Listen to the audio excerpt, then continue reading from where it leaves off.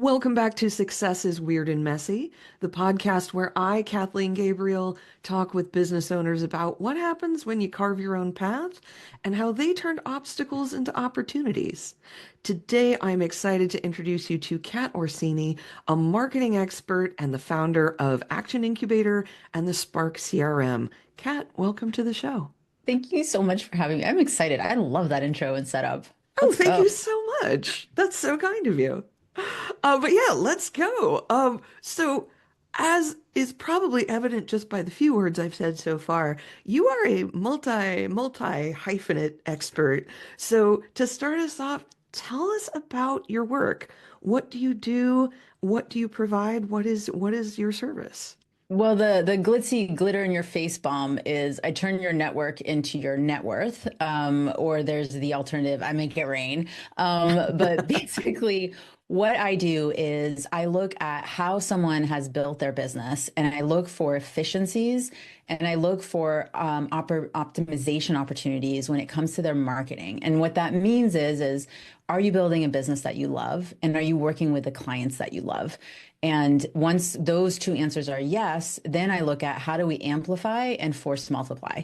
So a lot of people just kind of close their eyes when it comes to marketing and they're like, I hope this works. I call that fence post marketing, where you just kind of throw something over the fence and you kind of duck and hide and then you look over and peek to see if it's working. So let's get behind from the fence. Let's be an active participant in our marketing. And I want to make sure that it's doing what it's supposed to, which is converting.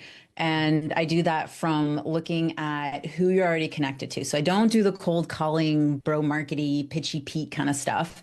I look at your current network and how to get them to either buy or refer better to you. And I look at not just the strategy, but what are the automation and the fail-proof follow-up processes that you can be leveraging as part of your whole system. That's incredible. And I will tell you from my own experience, that is something that I have desperately needed throughout my time as a business owner, because it very much is when you go into business, you start off knowing the thing that you do. You know Right. the thing that you're providing into the world. And you don't necessarily know, okay, well, how do I let people know what this is and why it's important that they Build it work and with they will me? come. Yeah, Yeah, Field of Dreams isn't working here. no, no, the Field of Dreams has failed me every time. Right. Yeah, I mean that's the thing is that and I this is totally a one-liner from stage, which is you didn't get into business to be a marketing and sales expert, but good news for you, I did. And Right. so it's that, which I mean, I had to learn all this stuff too, because when I first started, I was a life coach, right? And I quickly realized that, oh, I can't scale this. I can't work with clients at $10 and $25 a session. And PS, that is definitely not my rate anymore. Yeah. And that would mean that I'd have to have like 600 to 1,000 clients, and I can barely get 10, right? How am I supposed to, 10x that? So I realized very quickly that there was more value, at least perceived value, in being a business coach. And then I looked at how I really show up in the world, and then I transitioned into business strategist because I use coaching as a tool in my tool belt, but I like telling people what to do too much, and that goes against a lot of the coaching philosophy. So I really use the coaching capability when I see my client is stuck in that place where they're keeping themselves stuck, and it's not a knowledge or skill set component. Otherwise, I focus very heavily on building that skill set, building the infrastructure, looking at understanding the concept, and then leveraging automation. We don't have to master everything, but we have to have a base understanding of how things function so that we can assign the right value to it. So it was a very interesting evolution, and there's a lot of those. There's a lot of truth in the it takes 20 years to be an overnight sensation, Yeah. and I've experienced that. So it's pretty accurate. Luckily, it didn't take 20 years, but it took a while. Well, and that's the thing, is building that foundation. You've hit on a few different things here, one of which you started off thinking you were going to do something, and pivoted, it sounds like pretty early. Is that accurate? Yeah, I would say so. I was working full time, so and there's no shame in the game. And I was working full Mm. time as a consultant at Booz Allen, and I ended up going down to 50%, trying to give myself the space and the time to grow my business. And I did that after I had my first baby. And apparently you still have to take care of a child after you give birth to it. When you're on maternity leave, I thought I was Who gonna knew? like have all this time to do stuff, and yeah, that's not how that works. No. So it took me a few years to kind of figure stuff out while still being fiscally responsible for my family, and still being a provider, in my terms of what I wanted to provide for the family. And so there was a point where I was finally able to, replace the income that I had lost in a way. So I was earning a certain amount in my day job, and then I was earning a certain amount in my business. And at that point, I felt like I had mitigated enough of the risk to be able to fully transition. And that's what I needed. So there's not this, let's go, the Troy route and burn the ships, right? There are ways to do this strategically. And I think that one of the best things that I heard is that an entrepreneur who's successful isn't one who just does the thing, right? It's about mitigating as much risk as possible, but still knowing that there's risk and being willing to make that leap. And I think that's really true. I think there's a lot of different routes to running your own business, to Yeah. launching your own thing.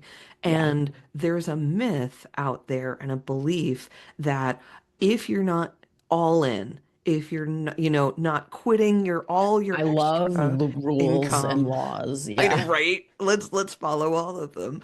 But yeah, no, that myth that, oh, it shows a lack of commitment if you don't just quit everything and dive Yeah. I also got fully a into the bridge in new San thing. Francisco I want to sell you, I kind of thing. know. You And got to look at how those statements are positioned. And now that I have that marketing lens, right, I can see it. And every time someone says that, they're selling you something.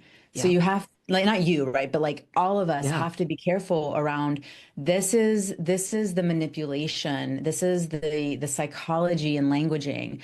So there's a difference between influence and for me, influence is in a way that's something that supports the other individual, right? So I want to influence you, not so that you're out of alignment with your values, but so that you can see the value. And yeah. instead of manipulating to try to get you to do something that is not in your best interest, but in my best interest, which is swiping that credit card. And so it really is about that intentionality of, am I trying to influence or am I trying to manipulate? And if you have that sense of, I'm not comfortable with this, something's off, right? We're taught, especially as women, not to trust that gut instinct. Just take a beat. Take a half second and let it ground yourself and really lean into, is this what I really need? Or am I getting activated by the FOMO or whatever it is? And really make that ground, and if you miss the opportunity, guess what? There's other opportunities. It's not a once in a lifetime thing. Opportunities are abound. It's whether or not you're attuned to them. Yeah. No, I can't tell you how many times in my life I've had the thought, this is my last chance. And zero times has that been true. Right. I mean, you have a 100% success rate so far. You're still Yeah. living. I'm still So, here, still right, standing. you'll figure it out. There'll be a different way of doing it. It may not be the same, but ultimately, if you have that destination, that ultimate destination in mind, you'll get there. There's Yeah. always deviations. Yeah. And it sounds like you therefore built your whole business getting other people to align their marketing and sales practices with their own values, which in Yes. turn allowed you to align your entire business with your values. I mean, I went through a 6 month period where I couldn't sell anything. And I was still marketing, I was still trying to sell, and I was getting no's because I had realized before that 6 months started that I wasn't working with my what I call idealist clients. So there's ideal clients, and then there's idealist, and then there's clients. So there's clients, those are the ones who pay, right? And it's a little bit like a mini skirt. And trust me, I can rock a mini skirt.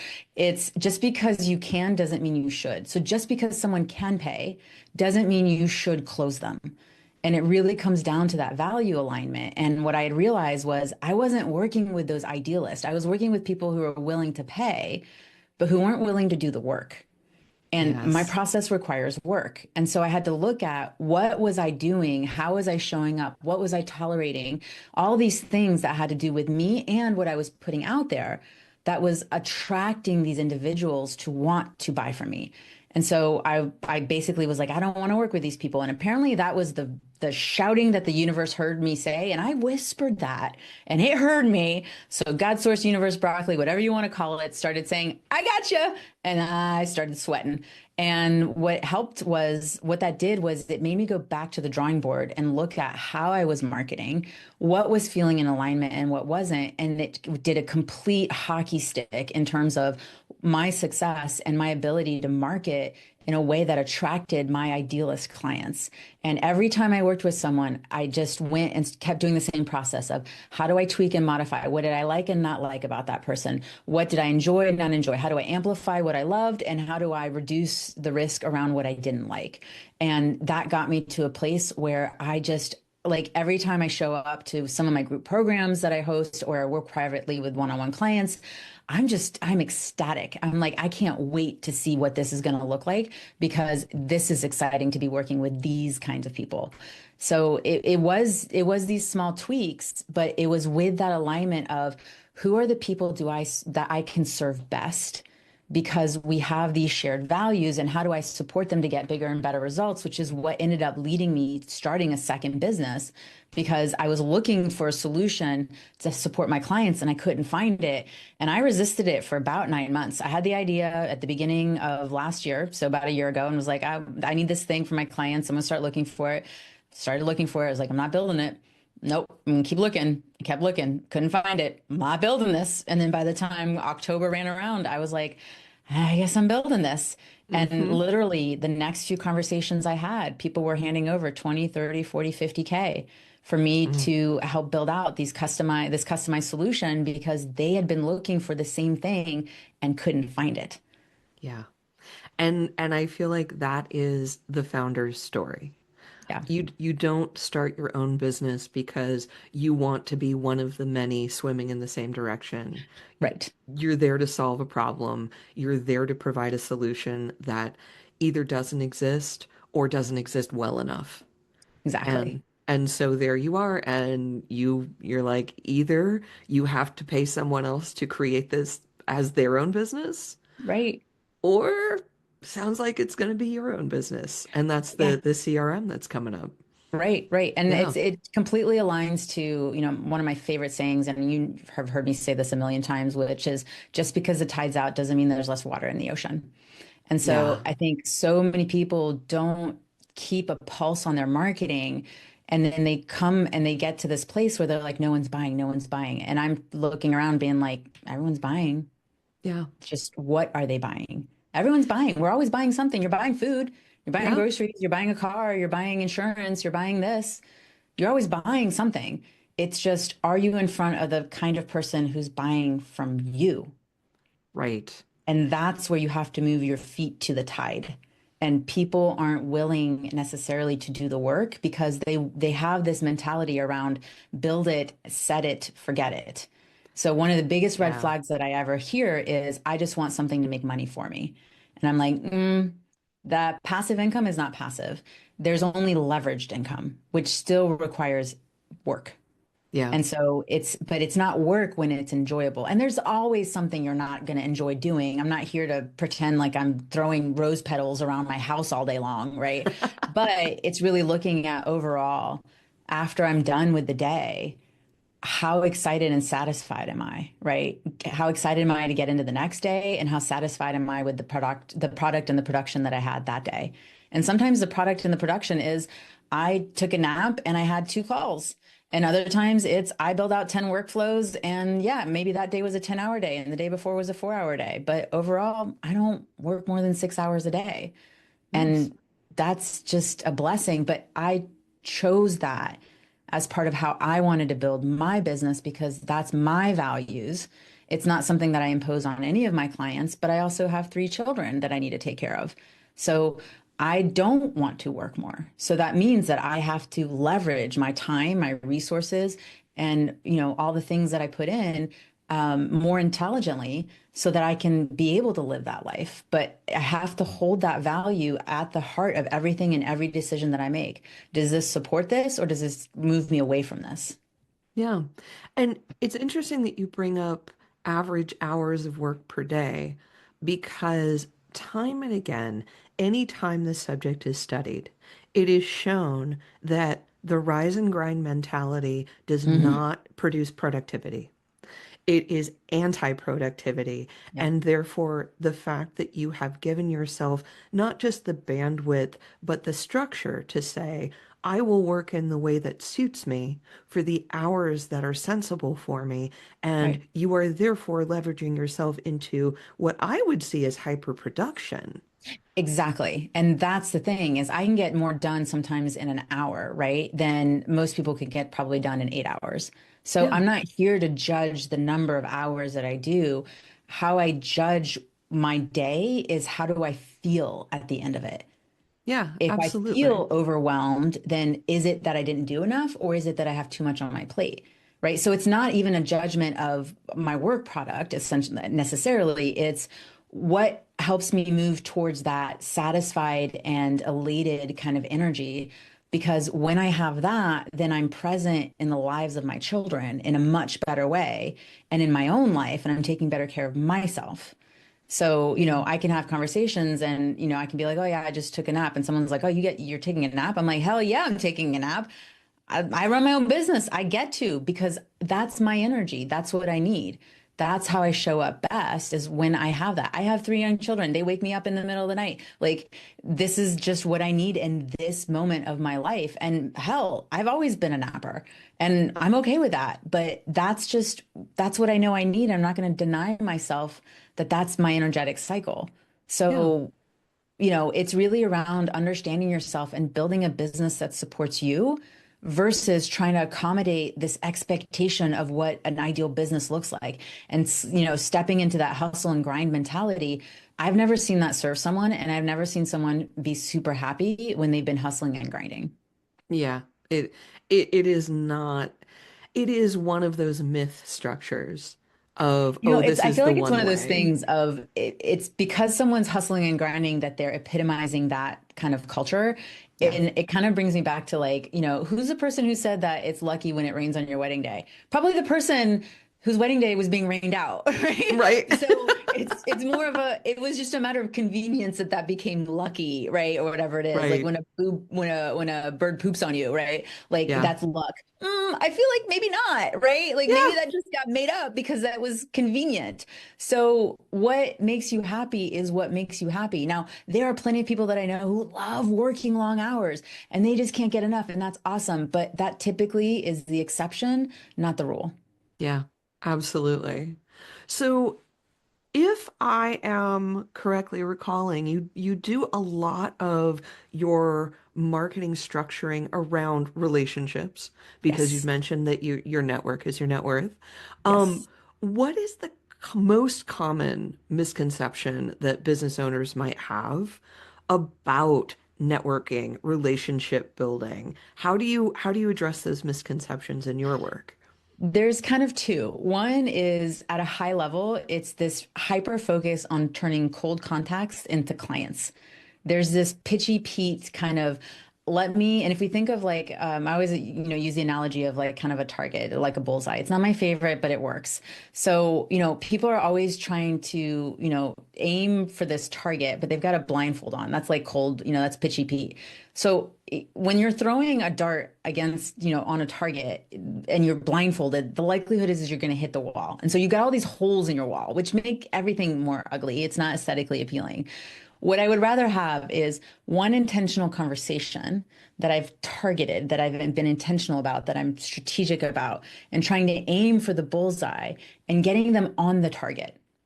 And then you can move that person closer to the bullseye, which is where a client buys, by being intentional around that conversation. So the first one is really around stop focusing on cold contacts. There's no glory in it. You're actually going to convert a lot faster with someone who already has context with you. So they're more likely to engage in a conversation. They're more likely to engage with you when it's been handed off by someone else. The other thing that I think people don't think about when it comes to networking is, I don't know, following up. So they have these coffee chats, right? And you have an amazing conversation, or let's say it wasn't even amazing, but it was someone where there might be opportunity. And then they go next. So Yeah. we don't want to stand in that because it's not about next. It's about how do I nurture this relationship? And I would invite people to think about it this way, which is when you're networking, is this someone that you would want to be a part of their life? That's Yeah. a big question. Do I Yeah. like this person enough that I would want to have them over to my house, invite them to a dinner party, invite them to my kid's birthday? Those are the people you want to stay connected to because they are the ones that are going to be supporting you, who will be willing to answer and ask. It's not about collecting a whole bunch of people who don't even know who you are, but really around infusing yourself and allowing them to infuse themselves in your life. And that creates a relationship. And that's where people support each other. And there's a lot more awesome people in the world than when we were in high school. I promise, promise, promise, promise. But are Yeah. you staying connected or are you treating them like a one night stand and being a jerk? Yeah. And it's interesting you say that. I've gotten some of my best clients from places I would never have before going off on this journey thought of as potential business partners. Right. People that I knew from hobbies, like I did the Renaissance Fair for a long time. Well, a Ren Fair friend of mine is still, we're still in contact and said, Right. "Oh, hey, I know someone who needs HR and I trust you." Right. And I would never have gone into that thinking that was my But connection. those are the people. So for Yeah. me, a friendship is a friendship that you could go 2 years without talking to someone and you pick up the phone and it just picks up right where it left off. Those are the awesome people. Those are the people you want to stay connected with. And one of the reasons why that worked, and I'm not, I'm just breaking it down, Oh yeah, of is course. because there was that shared value, there was that context, there was that connection, right? You got to know each other, you were part of each other's lives, and it was more than just about quote unquote business. It Yeah. was, I like you, you like me. It doesn't matter that we don't make money together, but look what happened. Ultimately, you guys did. Yeah. Right. And now there's this reciprocity that's been established of, oh my God, like, yes, there was this back and forth in friendship, but now you've supported me in my business. What can I do for you? Yeah. And so instead of most people, what they're doing is they're waiting to receive, which is awesome, right? We all want to receive, but you're going to receive faster when you give first. So it's almost like make people uncomfortable, right? Like, I'm going to keep connecting you. I'm going to keep connecting you. I'm going to keep connecting you. I promise that person's going to be like, okay, I better start sending some people back to Kathleen because if she connects me to one more person, I'm going to feel like the biggest again, jerk is apparently the word of the day, jerk in the world. I'm trying to keep it PG, right? So I better start. And they start actively looking for introductions for you. And because they already have that context, they don't want to just make some random cruddy introduction. They want to make sure that it's someone that is of value. So it doesn't mean that that person has to buy, but if you can get connected to more awesome people, opportunity will be created. And you are then responsible for turning opportunity into revenue. Yeah. Yeah. So you've done all of these things. You Yeah. you started off as a life coach. You've built several businesses along your way. You've done all of these things, and now you are helping other business owners just exponentially increase the value of their business. So within all of that, what's the weirdest obstacle you've faced or the weirdest pivot you've made? I mean, you've already mentioned going from life coach to marketing. Any other things that strike you as, oh, that was a doozy? I think that the biggest one was that decision of I don't want to work with this, and I Yeah. swear like this kind of person, right? And I was but what I was doing was I was attracting people who were more bro markety, and I will say here's one thing this was part of that 6 month kind of like reinvention and reassessment of myself. One of the things that I realized was I had been learning, right, business development from other people and kind of making it my own, which everybody does. And I realized that everyone had been telling me I needed to focus on sales, right? So this kind of happened before it all happened kind of in the same time frame. So I don't need to worry about that. My ADHD brain's trying to be specific and it doesn't need to be right now. So basically everyone was saying to me, you need to be a salesperson. You need to teach sales. You need to focus on that in your messaging and in your process and everything you do, because that's what people are going to buy. And so I had started down that path because that's what I was being coached and was being told, just do what I do, right? And I was like, okay. And what I realized is I couldn't sell because I felt like a copycat, and so much pun intended. So like I started looking at, why can't I sell? And I know that the reason I couldn't was, why would they buy from me when they could buy from them? Why would they buy from me when I'm just a copycat when they could buy from the original source? And so I had to stop and take a look at my whole process and who and how I was defining myself. And I had to look at what would feel better. And I was like, I don't like teaching about sales. It's not my favorite thing. It feels manipulative. I really firmly believe that if you do more effort in generating better aligned leads, you don't have as many issues with your sales process. So you can fix a lot of issues with sales when you do better marketing. And that to me made everything easier. And that's that place of, you can't say the wrong thing to the right lead. And that's Yeah. every relationship. You can't say the wrong thing to the right friend. You can't say the wrong thing to, whatever it is, insert whatever thing, because that other person cares about you. They know, like, and trust you. They're wanting to continue the relationship, and they will ask a clarifying question even if you say the wrong thing. And so I was like, okay, all right. I don't do sales. Now I talk about sales. I have sales scripts, I have sales processes, and I released it and was like, I talk about it to honor the fact that it is part of marketing. There is a connection, it is linked, but I focus on the marketing only. When I released the sales piece, that was that first kind of summit that I ascended. The second summit that I ascended was, I'm going to do my marketing more in alignment with my strengths and my ideal client focus. That's where Firework Experiences came about. That's what those 23 different strategies, where we look at your strengths, we look at your ideal clients, and within 15 seconds, we know exactly what 2 to 3 strategies will ever work for you. And then the third kind of like chapter, or the third summit, because you get to the summit and you're like, I'm here. And you look up and you're like, oh, there's a whole other mountain that I have to climb. Right. So that was kind of that thing of like, I thought I made it. So the first iteration was when I became the lead boss. The second iteration was when I created Firework Experiences. And the third iteration was the Spark CRM. When I realized that my clients, even though I'm giving them the templates, even though I'm giving them the process, even though I'm giving them all the things that'll help solve the problem, they're still not doing it because it feels too overwhelming and it doesn't feel scalable. And that's when I was like, there needs to be some level of automation that helps fill in the gaps. So I talk about it as in filling in the potholes on your road. My job is to fill as many potholes on your road to success as possible while we're working together. And so if I can fill in those potholes, you're going to have a better experience driving to your clients, and your clients will have a better experience driving to you. And so Yeah. that's where the Spark CRM came into place. And those are 3 very distinct iterations of my identity and my business and my marketing, all in service of being able to better support my ideal clients. Yeah. I mean, that's a heck of a journey.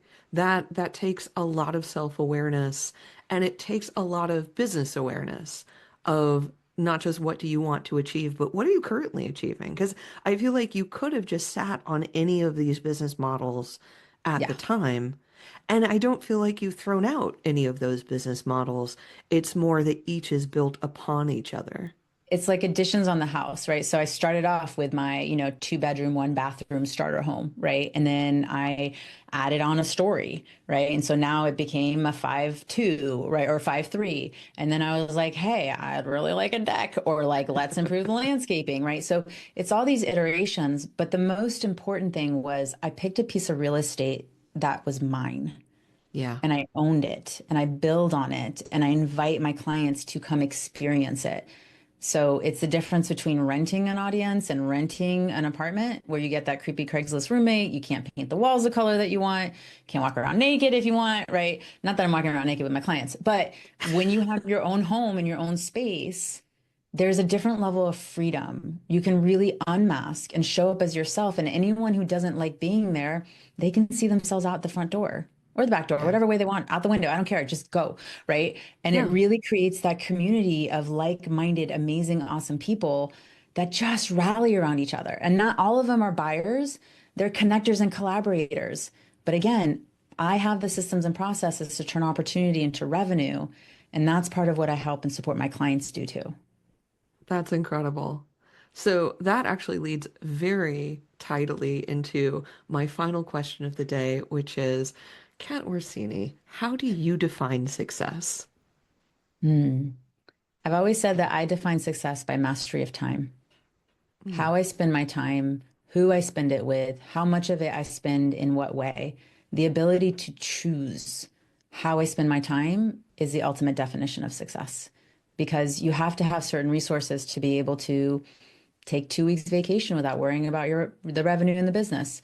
You have to be able to have certain structures in place in order to maybe have the kids babysat or all these kinds of things. But the ability to master time is indicative of so many other components of success. And so keeping that at the forefront of how do I choose to spend the one resource I'm running out of? yeah. Yeah. That's huge. Well, Kat, thank you again. I could talk to you all day. Thank you for taking the time out of your day to talk to me and Thank you. spread your wisdom. Where should people find you online? Yes. So I have a on LinkedIn, and Facebook and Instagram. I mean, I get around the interwebs. Yeah, But if there are other people who are interested in, podcasting or being speakers or use visibility, even content online, I do have a complimentary podcast mixer podcast and networking mixer that I host on a regular basis. And what I think the easiest thing to do is probably share the link with you to share in the show notes. perfect. But yeah, because that link, over time might change, but it is a complimentary, and I've been doing it for the past almost 4 years. So it's tried and true, and there's a lot of amazing people. So if you're looking for more of those kinds of people, come hang out with us. You can be your full self there. Absolutely amazing. Kat, thank you again. Everyone, please go to the show notes to find Kat's podcast mixer. Thank you for listening. You can find Success is Weird and Messy wherever you get your podcasts, and it helps us so much if you follow, rate, and review. We'll talk to you next time.